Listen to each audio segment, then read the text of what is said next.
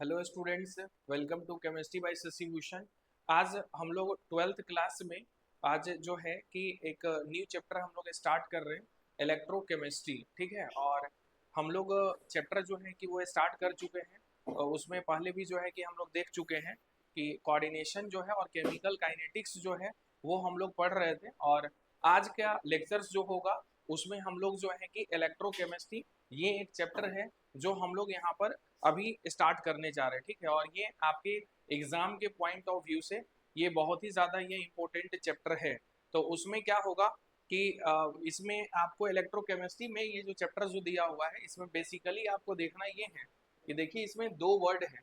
एक आप देख रहे होंगे इलेक्ट्रो वर्ड है इसमें, और दूसरा जो वर्ड है वो कौन सा है, केमिस्ट्री। ये दोनों वर्ड को जो है कि सबसे पहले आपको समझना जरूरी है कि इस वर्ड का मतलब क्या है, उस वर्ड का मतलब क्या है ये आपको समझना यहाँ पर जरूरी है।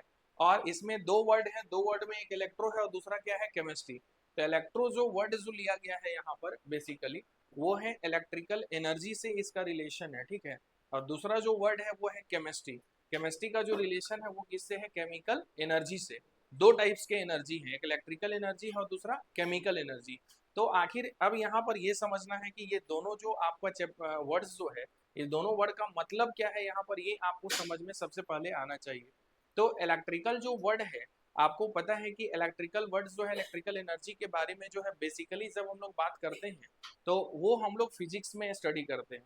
और केमिस्ट्री जो है उसका स्टडी यहाँ पर आप देखिए, केमिस्ट्री जो लिखा हुआ है तो केमिस्ट्री में हम लोग बात करते हैं कौन से एनर्जी का, केमिकल एनर्जी का। तो दो एनर्जी है यहाँ पर, दो टाइप्स का एनर्जी है। पहला जो एनर्जी है इलेक्ट्रो, मतलब यहाँ पर आपको समझना क्या है कि इसका रिलेशन जो है वो किससे है, इलेक्ट्रिकल एनर्जी से है। और सेकंड जो वर्ड जो आप देख रहे हैं यहाँ पर वो क्या है, केमिस्ट्री, जिसका रिलेशन जो है वो किससे है, केमिकल एनर्जी से है। तो अब बात है कि आपके दिमाग में ये क्वेश्चन जो है वो यहाँ पर आ रहा होगा कि ये दोनों वर्ड आखिर यहाँ पर क्यों दिए गए हैं। एक इलेक्ट्रिकल एनर्जी है और दूसरा यहाँ पर केमिकल एनर्जी है। तो दोनों वर्ड्स को अगर आपको रिलेट करेंगे ना तो यहाँ से आपको ये पता चलेगा कि इलेक्ट्रिकल जो एनर्जी जो है इसका जो कॉन्सेप्ट है वो कहाँ से लिया गया है, ये जो है इसका बेसिकली स्टडी हम लोग कहाँ करते हैं, फिजिक्स में। और केमिकल एनर्जी का कहाँ करते हैं, केमिस्ट्री में। तो सबसे पहले तो आपको ये समझ में आना चाहिए कि ये दोनों वर्ड को मिला देंगे तो इसका मतलब बन गया ये क्या, फिजिकल केमिस्ट्री। कि इलेक्ट्रोकेमिस्ट्री का जो स्पेशल जो स्टडी है जो हम लोग करते हैं वो कहाँ पर करते हैं हम लोग, बेसिकली इसको फिजिकल केमिस्ट्री के अंदर में। तो कुछ नहीं भी पता हो आपको तो सबसे पहले तो आपको ये पहचानने आना चाहिए कि इलेक्ट्रोकेमिस्ट्री जो है कि वो कौन से ब्रांच का ये जो है वो चैप्टर दिया गया है। तो electrochemistry is the branch of what, physical chemistry. अब बात है कि इलेक्ट्रोकेमिस्ट्री जो चैप्टर दिया गया है इस चैप्टर को हम लोग क्यों पढ़ते हैं। तो यहाँ पर आपको अभी जैसा कि मैंने बताया कि दो टाइप्स के एनर्जी हैं। फर्स्ट एनर्जी जो है वो क्या है, इलेक्ट्रिकल एनर्जी, और सेकंड जो है वो क्या है, केमिकल एनर्जी। तो यहाँ पर इस चैप्टर में हम लोग देखेंगे कि इलेक्ट्रिकल एनर्जी और केमिकल एनर्जी ये दोनों के बीच में जो है वो क्या यहाँ पर क्या होता है, इंटर कन्वर्जन। इंटर कन्वर्जन का मतलब क्या होता है कि electrical energy is converted into chemical energy and also chemical energy is converted into electrical energy. मतलब कि इस चैप्टर का जो मेन जो ऑब्जेक्टिव है, मेन जो पर्पस है इस चैप्टर को पढ़ने का, हम लोग यहाँ पर ये देखेंगे कि कैसे इलेक्ट्रिकल एनर्जी जो है वो केमिकल एनर्जी में कन्वर्ट होता है और केमिकल एनर्जी कैसे कन्वर्ट होता है इलेक्ट्रिकल एनर्जी में। ये दोनों का इंटर कन्वर्जन जो है वो हम लोग यहाँ पर स्टडी करने वाले हैं। तो अगर आपसे ये डिस्कस करने के लिए बोल दिया जाए कि what do you mean by electrochemistry, तो आप क्या बोल सकते हैं कि the branch of physical chemistry which deals about what, the inter conversion of electrical energy and chemical energy is called as what, electrochemistry. कि इलेक्ट्रोकेमिस्ट्री में हम लोग बेसिकली जो है ये दोनों एनर्जी का, दोनों टाइप्स का जो एनर्जी है इसका कन्वर्जन को जो है हम लोग यहाँ पर क्या करते हैं, स्टडी करते हैं। इतना समझ में आ रहा है क्या बोल रहे हैं। इसके बाद जो है कि इलेक्ट्रोकेमिस्ट्री में अब ऐसे बहुत सारे एग्जाम्पल्स हैं आपके इन्वायरमेंट में, नेचर में, कि जिससे आप समझ सकते हैं कि ये दोनों एनर्जी का आपस में कन्वर्जन कैसे होता है आपस में। जैसे आप अपने मोबाइल फोन का आप बैटरी को ले लीजिए, तो आपका जो बैटरी है तो उसमें जो एनर्जी जो स्टोर्ड होता है वो किस फॉर्म में स्टोर्ड होता है, केमिकल एनर्जी के फॉर्म में। तो आप जब भी पढ़ते हैं या जनरली आप बोलचाल की भाषा में जब आप बोलते हैं तो आप क्या बोलते हैं कि आपका जो मोबाइल है वो क्या हो गया है, डिस्चार्ज हो गया है। मोबाइल डिस्चार्ज हो गया, ध्यान देंगे क्या बोलते हैं हम लोग कि मोबाइल जो है वो क्या हो गया, डिस्चार्ज हो गया, मोबाइल स्विच ऑफ हो गया। तो स्विच ऑफ क्यों हो गया भाई, तो मोबाइल चार्ज नहीं है। यहीं पर जो है कि हम लोग जो वर्ड जो यूज करते हैं ना, वो वर्ड आप सोच करके देखिए क्या वो एप्रोप्रिएट वर्ड है। मोबाइल डिस्चार्ज हुआ है कि बैटरी डिस्चार्ज हुआ है, पहले तो ये डिसाइड करना होगा। तो पहले तो हम लोग जो लैंग्वेज जो यूज करते हैं वो लैंग्वेज जो है वो गलत है।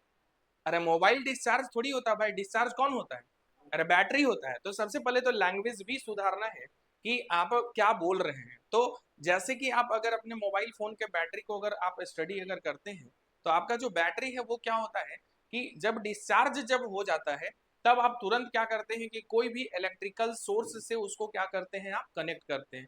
क्यों कनेक्ट करते हैं, ताकि एनर्जी जो है उसमें, केमिकल एनर्जी जो है उसमें क्या हो सके, स्टोर्ड हो सके। और जब केमिकल एनर्जी जब उसमें स्टोर्ड जब हो जाता है, तब आप बोलते हैं कि आपका बैटरी जो है वो क्या हो गया, चार्ज हो गया, उसको बोलते हैं चार्ज। जो हम लोग इस चैप्टर में आगे भी जो है वो स्टडी करेंगे कि चार्जिंग जो है और डिस्चार्जिंग, ये दोनों जो है हम लोग फंक्शन कैसे होता है चार्जिंग का और डिस्चार्जिंग का, वो बैटरी जब हम लोग पढ़ेंगे इस चैप्टर में, तो वहां पर भी हम लोग स्टडी करेंगे। तो फर्स्ट जो एग्जाम्पल है वो तो यही है कि बैटरी जो है वो क्या है कि जब आपका डिस्चार्ज जब होता है तो उसको चार्ज करने के लिए तुरंत कनेक्ट कर दिए कहां पर, इलेक्ट्रिकल कोई भी सोर्सेस, कोई भी इलेक्ट्रिकल जो है अप्लायंसेस से कनेक्ट कर दिए, जिससे कि उसको इलेक्ट्रिकल एनर्जी जो है वो मिले और बैटरी जो है आपका चार्ज हो जाए और वो स्टोर्ड हो जाए किसमें, केमिकल एनर्जी में। समझ में आ रहा है क्या बोलना चाह रहे हैं कि इलेक्ट्रिकल एनर्जी जो है वो कन्वर्ट हो रहा है किसमें, केमिकल एनर्जी में। लेकिन जब बैटरी आपका चार्ज हो गया तो फिर आप क्या करते हैं कि वही केमिकल एनर्जी जो है आपका कन्वर्ट हो जाता है किसमें, जैसे ही आपका मोबाइल फोन जैसे ही आप ऑन करते हैं तो वही केमिकल एनर्जी फिर वर्क करने लगता है और केमिकल एनर्जी कन्वर्ट हो जाता है किसमें, इलेक्ट्रिकल एनर्जी में। ये बात समझ में आ रहा है क्या बोलना चाह रहे हैं। सेकेंड एग्जाम्पल, आज के समय में घर में लगभग सभी के घरों में इन्वर्टर होता है। इन्वर्टर क्यों हम लोग रखते हैं जनरली, इसलिए कि जब पावर कट हो तो आप क्या कर सके कि उस समय आपका घर जो है कि वो अंधेरा ना रहे। ये इसीलिए रखते हैं कि आपको लाइट जो है वो, रोशनी जो है वो मिलता रहे, आपके घर में जो है कि बल्ब जलता रहे। तो उसके लिए हम लोग इन्वर्टर जो रखते हैं, तो इन्वर्टर का काम क्या है कि वो क्या करता है कि एक्स्ट्रा एनर्जी जो है वो क्या करता है, स्टोर करके रखता है। और वो एनर्जी जो स्टोर जो करता है, तो वो एनर्जी किस फॉर्म में है, क्या है, इलेक्ट्रिकल एनर्जी जो है उसको वो स्टोर कर रहा है किस फॉर्म में, केमिकल एनर्जी के फॉर्म में।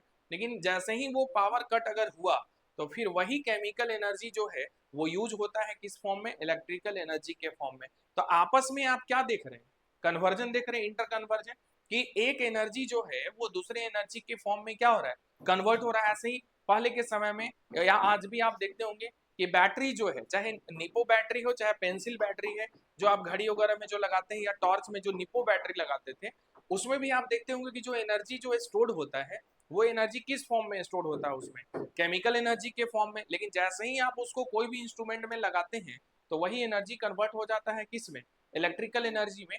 तो ऐसे एक दो नहीं हजारों एग्जाम्पल्स हैं जो आपके इन्वायरमेंट में, आसपास में, आपका नेचर में प्रेजेंट है, कि जिसको आप देख करके ये समझ सकते हैं कि एनर्जी का ट्रांसफॉर्मेशन जो है, एनर्जी का जो इंटर कन्वर्जन है, वो एक एनर्जी से दूसरे एनर्जी में कैसे होता है, इसको आप वहां पर अच्छे से स्टडी कर सकते हैं। ये बात समझ में आ रहा है क्या बोलना चाह रहे हैं। तो यहाँ पर बेसिकली मेन जो बात है, जो हम अभी आपको यहाँ जो ये जो साइन जो यूज किए हैं, ये साइन कब यूज करते हैं, जब आपस में क्या हो, इंटर कन्वर्जन हो, कि एक एनर्जी जब दूसरे एनर्जी में क्या हो, कन्वर्ट हो, तब।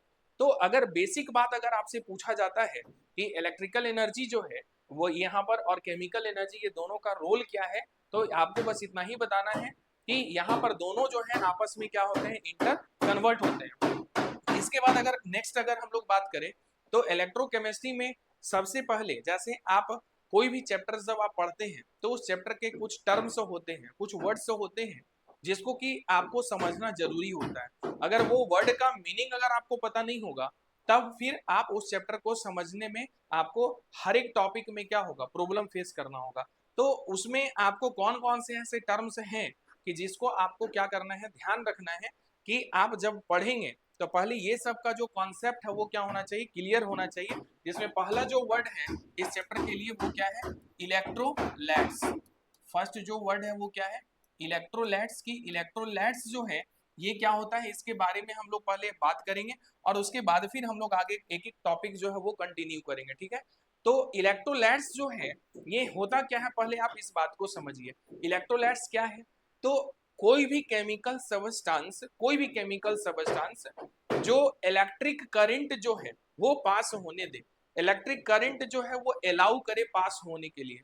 तो सिंपल सी बात है, इलेक्ट्रिक करंट जो है वो जब पास करेगा तो वो उसको किस फॉर्म में होना चाहिए उसको, तो उसके लिए आपको यहाँ ध्यान रखना है कि कोई भी अगर केमिकल सबस्टांस है तो वो दो फेज में होना चाहिए। क्या क्या होना चाहिए, आप या तो एक्वस फेज बोल लीजिए या इसी को हम लोग कहीं कहीं क्या लिखते हैं, मोल्टेन स्टेट लिखते हैं। क्या लिखते हैं, मोल्टेन स्टेट। तो ये वर्ड जो है इसका जो कॉन्सेप्ट है ना, ये आपको ये पता होना चाहिए कि एक्वस फेज क्या होता है और मोल्टेन स्टेट क्या होता है। एक्वस फेज और मोल्टेन स्टेट का मतलब क्या है कि वहां पर वाटर जो है, क्योंकि वाटर क्या है, यूनिवर्सल सॉल्वेंट है, तो वाटर जो है वहां पर प्रेजेंट है कि जब आप किसी भी केमिकल सबस्टांस को जब आप एक्वस सॉल्यूशन में क्या करते हैं, जब डिसॉल्व करते हैं, तो वही फिर क्या होता है कि जब आप उसमें जैसे ही इलेक्ट्रिक करंट जब पास करवाते हैं तो वो इलेक्ट्रिक करंट जो है वो कंडक्ट करता है। लेकिन अगर वही सिर्फ सॉलिड फेज में होता तो वो कभी भी इलेक्ट्रिक करंट कंडक्ट नहीं करता। उसके लिए आपको सॉल्यूशन हमेशा कैसा लेना पड़ेगा, तो आपको या तो एक्वस फेज में दिया हुआ रहेगा या किस फेज में रहेगा, वो मोल्टेन स्टेट में रहेगा। ये बात समझ में आ रहा है क्या बोल रहे हैं। जैसे कुछ एग्जांपल भी हम लोग यहाँ पर ले करके देख सकते हैं कि कैसे हम लोग यहाँ पर देखेंगे कि कौन से केमिकल सबस्टांस हैं कि और किस टाइप से वो आयोनाइज्ड होते हैं एक्वस फॉर्म में और मोल्टेन स्टेट में। तो जैसे सपोज कीजिए कि अगर एक एग्जांपल हम लोग यहाँ पर ले लेते हैं, उससे हम लोग यहाँ पर समझ सकते हैं कि जैसे मान लीजिए कि सबसे पहले यहाँ पर कोई भी जो इलेक्ट्रोलाइट्स जो ले रहे हैं उसमें इलेक्ट्रोलाइट्स मान लीजिए कि आपने कॉपर सल्फेट ले लिया। क्या लिया, कॉपर सल्फेट। तो कॉपर सल्फेट जो है वो किस फेज में होना चाहिए, एक्वस फेज में होना चाहिए। एक्यू लिखा हुआ रहेगा तो आप समझ जाएंगे कि वो किस फेज में है, एक्वस फेज में। अब आप फर्दर जब इसमें क्या करेंगे कि इलेक्ट्रिक करंट अब आप क्या करेंगे इसमें जब आप पास करवाएंगे जैसे ही, तो ये जो कॉपर सल्फेट है चूंकि इसमें एक मेटल है जो आयोनाइज्ड हो जाएगा और एक क्या है SO4 है जो क्या बनेगा, वो सल्फेट आयन बनेगा। तो ये आयोनाइजेशन जो है वो कैसे होगा, तो उसके लिए यहाँ पर आप मेंशन करेंगे कि जो कॉपर जो सल्फेट होगा ये किस फेज में होगा, एक्वस फेज में होगा। और जब आप क्या करेंगे, इलेक्ट्रिक करंट जब आप पास करवाएंगे, क्या करवाएंगे, इलेक्ट्रिक करंट जब आप पास करवाएंगे तो यही जो है वो कन्वर्ट हो जाता है कि इसमें कॉपर +2 में, और इसके बगल में आप क्या लिख देंगे, एक्वस, और प्लस इसके साथ दूसरा क्या लिख देंगे, SO4 -2 क्या लिख देंगे, एक्वस। समझ में आ रहा है क्या बोलना चाह रहे हैं कि कॉपर जो सल्फेट है यहाँ पर जो दिया हुआ, ये अगर एक्वस फेज में होगा और जब क्या पास करवाएंगे, इलेक्ट्रिक करंट जब पास करवाएंगे तो ये आयोनाइज्ड जब होगा तो क्या बनेगा, कॉपर +2 और एक क्या बनेगा, SO4 -2। एक और एग्जांपल लेते हैं, उससे आपको थोड़ा और समझने में यहाँ पर आपको आसानी होगा कि हम क्या बताना चाह रहे हैं आपको। जैसे मान लीजिए इसके जगह पर आपको फॉर्मिक एसिड दिया हुआ है। क्या दिया हुआ है, तो फॉर्मिक एसिड का फॉर्मूला क्या होता है, HCOOH होता है, यही होता है फॉर्मिक एसिड। जब आप इसमें क्या करेंगे, इलेक्ट्रिक करंट जब आप क्या करेंगे, जब पास करवाएंगे, तब क्या होगा कि ये जो इलेक्ट्रोलाइट्स जो हम लोग जो यहाँ पर केमिकल जो सबस्टांस जो लिए हैं फॉर्मिक एसिड, जब ये आयोनाइज्ड होगा तो ये क्या बन जाता है, HCOO- और क्या हो जाएगा, एक्वस, और प्लस क्या बनेगा, ये H+ एक्वस बनेगा। तो ये जो बना है HCOO-, इसको हम लोग क्या बोलते हैं जी, फॉर्मेट आयन। इसको क्या बोलते हैं, फॉर्मेट आयन बोलते हैं। और H+ को क्या बोलते हैं, हाइड्रोजन आयन के नाम से जानते हैं। लेकिन अब यहाँ पर सबसे बड़ा मेजर जो क्वेश्चन है वो ये है कि दोनों ये जो हम लोग इलेक्ट्रोलाइट्स जो लिखे हैं ये दोनों में डिफरेंस क्या है, मेन डिफरेंस क्या है।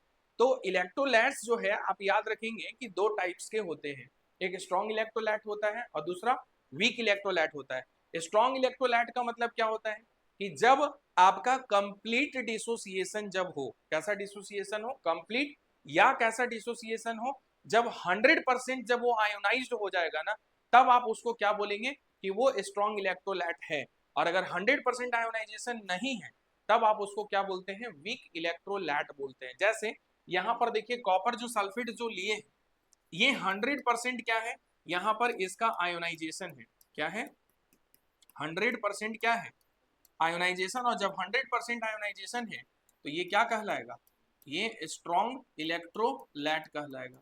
ये बात समझ में आ रहा है। और यहाँ पर देखिए ये जो फॉर्मिक एसिड जो दिया हुआ है ये कैसा इलेक्ट्रोलाइट है, ये वीक इलेक्ट्रोलाइट के अंदर में आएगा। वीक क्यों कहलाएगा, क्योंकि ये कंप्लीटली जो है ये आयोनाइज्ड नहीं है। अभी भी देखिए इसमें अगर देखेंगे तो इसमें 100% जो है वो आयोनाइजेशन नहीं है। क्यों, क्योंकि HCOOH से यहाँ से देखिए सिर्फ एक H प्लस आयन जो है वो क्या हुआ है रिलीज हुआ है, और बाकी जो बना है वो क्या है HCOO माइनस है। तो ये फॉर्मेट आयन है जिसमें हाइड्रोजन जो है अभी भी देखिए ये कंबाइंड स्टेट में है। किसके साथ कंबाइंड है, फॉर्मेट आयन में। कंप्लीटली H प्लस आयन जो है वो रिलीज यहाँ से नहीं हुआ है। तो आप यहाँ पर जब देखेंगे अगर इसका मैकेनिज्म अगर आप समझना चाहते हैं कि HCOOH जो फॉर्मिक एसिड है उससे आखिर एक ही H प्लस आयन क्यों रिलीज हुआ है, दूसरा जो हाइड्रोजन है वो क्यों रिलीज नहीं हुआ है, तो इसको समझने के लिए आपको 11th का जो है वो जीओसी का कॉन्सेप्ट जो है वो क्लियर होना चाहिए। GOC means what, general organic chemistry. General organic chemistry जो है उसका कॉन्सेप्ट जो है आपको पता होना चाहिए। और वो क्या है कि जैसे आप जब स्ट्रक्चर जब ड्रॉ करते हैं किसका, फॉर्मिक, तो क्या लिखते हैं HCOO, क्या लिखते हैं H। अब यहाँ पर होता क्या है, इसका एक्चुअल मैकेनिज्म क्या है कि फॉर्मिक एसिड में आप क्या देखते हैं कि ऑक्सीजन, हाइड्रोजन और कार्बन तीन ही एलिमेंट है इसमें। अगर देखेंगे तो कार्बन है, हाइड्रोजन है और कौन है ऑक्सीजन। ये तीनों एलिमेंट्स में अगर इलेक्ट्रोनेगेटिविटी की बात करें तो आपको पता है इलेक्ट्रोनेगेटिविटी जो है वो सबसे ज्यादा जो है वो किसका होता है जी। अगर इलेक्ट्रोनेगेटिविटी ऑर्डर बात करें यहाँ तीनों में तो ऑक्सीजन का सबसे ज्यादा, और कार्बन और हाइड्रोजन का क्या होता है ऑलमोस्ट क्या होता है, ये सेम होता है। ऑलमोस्ट सेम बोल रहे हैं कि अगर एक का 2.0 है तो दूसरे का 2.1 है, ऐसा अप्रोक्स में ये ऑलमोस्ट इक्वल होता है ये वैल्यू।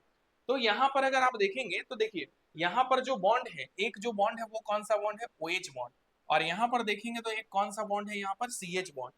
तो OH बॉन्ड में अगर आप देखेंगे तो इलेक्ट्रोनेगेटिविटी डिफरेंस है भाई, और इलेक्ट्रोनेगेटिविटी डिफरेंस में क्या है कि oxygen is more electronegative than hydrogen atom. Electronegativity का मतलब क्या होता है, अब यहाँ पर एक कॉन्सेप्ट आ गया। इलेक्ट्रोनेगेटिविटी वर्ड का मतलब आपको पता होना चाहिए, इसीलिए बोला जाता है कि 11th जो है वो पढ़ना बहुत जरूरी है। 11th जो है वो बेस होता है। अगर 11th अगर आपका नहीं अगर अच्छे से क्लियर है ना तो 12th में क्या है कि आप प्रॉब्लम हर एक जगह पर आप फेस करते हैं, चाहे आप फिजिकल पढ़िए, चाहे ऑर्गेनिक पढ़िए, चाहे इनऑर्गेनिक पढ़िए। 11th अगर नहीं कॉन्सेप्ट क्लियर है तो आप हर एक जगह पर फंसते चले जाते हैं, और बेसिक नहीं क्लियर होगा तो फिर आगे का जो टॉपिक है वो आपको अच्छे से समझ में नहीं आएगा। आप थ्योरी तो पढ़ लीजिएगा, डेरिवेशन लिख लीजिएगा, मैकेनिज्म भी लिख लीजिएगा, लेकिन कॉन्सेप्ट जो होता है कि वहां पर कोई भी अगर आप प्रोसेस अगर वहां पर डिस्कस कर रहे हैं, कोई भी अगर बॉन्ड ब्रेक हो रहा है, कोई भी बॉन्ड अगर बन रहा है तो क्यों हो रहा है इसका कॉन्सेप्ट आपको तभी क्लियर होगा जब जीओसी का कॉन्सेप्ट क्या होगा क्लियर रहेगा। तो ऑक्सीजन और हाइड्रोजन में हम क्या बोले कि इलेक्ट्रोनेगेटिविटी ज्यादा किसका है, ऑक्सीजन का, किसके कंपैरिजन में, हाइड्रोजन के कंपैरिजन में। तो इसका मतलब यहाँ पर ये है कि ऑक्सीजन का जो टेंडेंसी है क्या करने का, इलेक्ट्रॉन को अट्रैक्ट करने का, विड्रॉ करने का, वो ज्यादा है किसके कंपैरिजन में, हाइड्रोजन एटम के कंपैरिजन में। तो क्या होगा ऑक्सीजन और हाइड्रोजन के बीच में अगर आप देखेंगे यहाँ पर तो ये कौन सा बॉन्ड है, सिंगल कोवैलेंट बॉन्ड है। तो इस केस में क्या होगा कि जो शेयरिंग जो पेयर ऑफ इलेक्ट्रॉन्स है किसके बीच में, ऑक्सीजन और हाइड्रोजन के बीच में, तो यहां पर क्या होता है कि ये जो शेयरिंग जो पेयर ऑफ इलेक्ट्रॉन है ना ये टोटली जो है वो शिफ्टेड होता है किधर, ऑक्सीजन की तरफ। वाई, क्योंकि ऑक्सीजन जो है वो क्या है मोर इलेक्ट्रोनेगेटिव है हाइड्रोजन के कंपैरिजन में। तो इलेक्ट्रॉन जो अट्रैक्ट करने का जो पावर है ना वो सबसे ज्यादा किसके पास है, ऑक्सीजन के पास। तो यहाँ का जो इलेक्ट्रॉन्स जो शेयरिंग जो पेयर ऑफ इलेक्ट्रॉन है वो टोटली शिफ्ट हो जाता है किधर, ऑक्सीजन पे। इसलिए इसके ऊपर चार्ज क्या आ जाता है, पार्शियल नेगेटिव चार्ज, और ये H प्लस यहाँ से क्या हो जाएगा, रिलीज हो जाएगा। तो यहाँ से H प्लस जब रिलीज हो जाएगा तो देखिए क्या क्या बनता हुआ दिख रहा है, एक तो बनेगा HCOO माइनस और दूसरा जो है वो क्या बन जाएगा H प्लस। तो H प्लस ये रिलीज हो गया, लेकिन अभी भी यहाँ पर एक कॉन्सेप्ट है कि आखिर यहाँ का जो हाइड्रोजन है, ये जो CH जो बॉन्ड है ना, ये बॉन्ड आखिर पोलराइज क्यों नहीं हुआ। ये बॉन्ड पोलराइज्ड क्यों नहीं हुआ, इसका रीजन आपको जानना जरूरी है। तो अभी हम आपको बताएं कि कार्बन और हाइड्रोजन का इलेक्ट्रोनेगेटिविटी वैल्यू जो है वो ऑलमोस्ट क्या होता है, दोनों का सेम होता है। जब दोनों का इलेक्ट्रोनेगेटिविटी ऑलमोस्ट सेम है तो यहाँ पर कोई पोलराइजेशन नहीं होगा, no there is no polarisation. और पोलराइजेशन का मतलब क्या होता है कि अपोजिट चार्ज जो है वो डेवलप्ड नहीं होगा। दोनों अपोजिट चार्ज का मतलब क्या है कि जैसे अभी आपने देखा कि ऑक्सीजन इलेक्ट्रोनेगेटिव होने के कारण इसके ऊपर पार्शियल नेगेटिव चार्ज था और हाइड्रोजन पे कौन सा चार्ज था, पार्शियल पॉजिटिव चार्ज। तो ये चीज यहाँ पर पॉसिबल नहीं है कि ये कार्बन और हाइड्रोजन के बीच में पोलराइजेशन नहीं होगा। और जब पोलराइजेशन नहीं होगा तो आप यहाँ के हाइड्रोजन को अलग नहीं कर सकते हैं। तो एक ही हाइड्रोजन इसीलिए रिप्लेसेबल होता है, कौन वाला, जो OH बॉन्ड जो है ऑक्सीजन के साथ जो हाइड्रोजन जो डायरेक्ट जो अटैच है ना, वो हाइड्रोजन सिर्फ रिलीज होता है। इसीलिए जब भी फॉर्मिक एसिड जब आयोनाइज जब ये होता है ना तो एक बनता है फॉर्मेट आयन और एक क्या बनता है H+ आयन। तो आज जो है आज के लेक्चर्स में जो है हम लोग क्या देखें यहाँ पर कि इलेक्ट्रोलाइट्स जो है, आप जब इलेक्ट्रोकेमिस्ट्री पढ़ रहे थे तो इंट्रोडक्शन दो चीज आज कवर किए हम लोग कि इंट्रोडक्शन इलेक्ट्रोकेमिस्ट्री का कि what do you mean by electrochemistry या व्हाट इज इलेक्ट्रोकेमिस्ट्री। नेक्स्ट आपने देखा कि इसमें इसमें आप नेक्स्ट जो है आप इसमें आपको टर्मिनोलॉजी जो है कि जो इलेक्ट्रोकेमिस्ट्री में जो यूज होते हैं तो कौन कौन से ऐसे टर्म्स हैं जो आपको समझना जरूरी है। उसमें सबसे पहला जो वर्ड जो था आज का जो टॉपिक था वो क्या था, इलेक्ट्रोलाइट्स। इसमें हम लोगों ने देखा कि व्हाट इज इलेक्ट्रोलाइट और इसमें हम लोग क्लासिफिकेशन देखे किसका, इलेक्ट्रोलाइट्स का, कि इलेक्ट्रोलाइट्स जो है वो कितने टाइप्स के होते हैं। तो इलेक्ट्रोलाइट्स कितने टाइप्स के हैं यहाँ पर अभी हम लोग दो पढ़े हैं, स्ट्रॉन्ग पढ़े हैं और दूसरा क्या पढ़े, वीक। एक होता है मॉडरेट भी। मॉडरेट का मतलब होता है कि जिसका बिहेवियर जो है ना तो वो स्ट्रॉन्ग होगा कंप्लीटली और ना ही तो कंप्लीटली वो क्या होगा, वीक होगा। तो उस केस में क्या होता है यहाँ पर कि तीन जो है कि टाइप्स होते हैं, कि स्ट्रॉन्ग होता है, दूसरा वीक होता है और एक क्या होता है, मॉडरेट होता है। तो तीन टाइप्स हैं टोटल यहाँ पर। और ये तीनों टाइप्स जो है कि मॉडरेट में बस यही ध्यान रखना है कि वो ना तो कंप्लीटली स्ट्रॉन्ग होगा ना तो कंप्लीटली वो वीक होगा, वो दोनों के बीच के बिहेवियर को शो करता है। इसीलिए हम लोग उसको क्या बोलते हैं, मॉडरेट इलेक्ट्रोलाइट। तो इलेक्ट्रोकेमिस्ट्री का जो बेसिक जो पार्ट है, आज इंट्रोडक्शन जो पार्ट है वो आज हम लोग इस लेक्चर में डिस्कस किए हैं।